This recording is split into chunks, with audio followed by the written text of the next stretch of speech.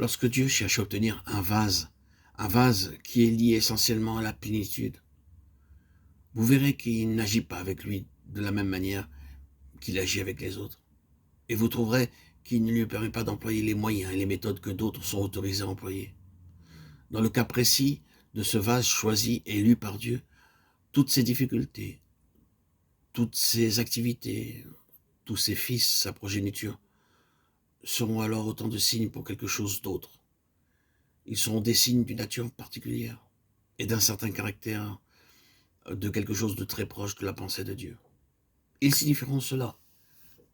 Des signes et des prodiges, des signes, oui, car ils indiqueront d'une certaine manière ce que Dieu désire faire, et des prodiges, car ce sera un domaine où tout sera absolument impossible pour l'homme. Ce sont des choses qui font toute la différence.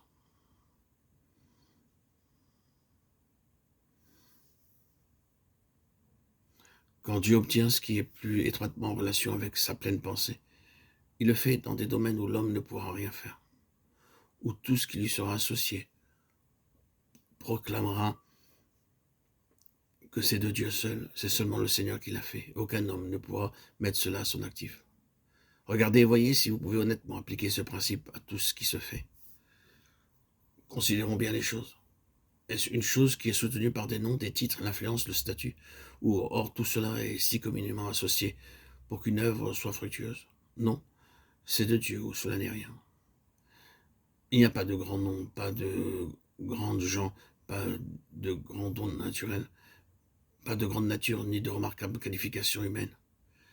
C'est faible, impuissant lui-même, insensé, souvent devant dire « Je ne sais pas, tais-toi donc, retournons auprès du Seigneur, Dieu. S'il doit y avoir quoi que ce soit, ce doit être par le Seigneur.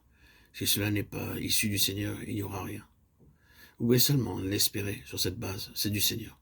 Le Seigneur l'a généré, le Seigneur l'a mis en mouvement, et le Seigneur le fait. Moi et les enfants que l'Éternel m'a donnés, nous sommes des signes et des prodiges en Israël. Il y a quelque chose à propos de cela, qui est inexplicable sur un plan humain.